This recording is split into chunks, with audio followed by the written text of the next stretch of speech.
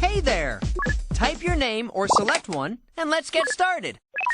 You're back. Hey, it's good to see you again. Since you're not